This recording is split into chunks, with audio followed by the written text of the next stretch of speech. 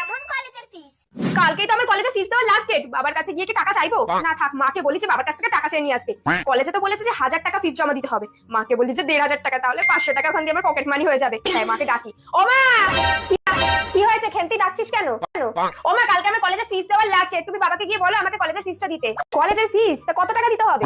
ওই তো মাত্র 1500 টাকা। মা 1500 টাকা? এত টাকা দিতে হবে? তো কলেজের ফিস যদি 1500 টাকা হয় আমি কি করবো বলো তো? আচ্ছা ঠিক আছে, দাঁড়া আমি তোর বাবাকে গিয়ে বলছি। আচ্ছা ঠিক আছে। ইয়েস, এই 500 টাকাটা এই মাসে আমার পকেট মানি হয়ে গেল। এই কি গো? হ্যাঁ কি হয়েছে বলো?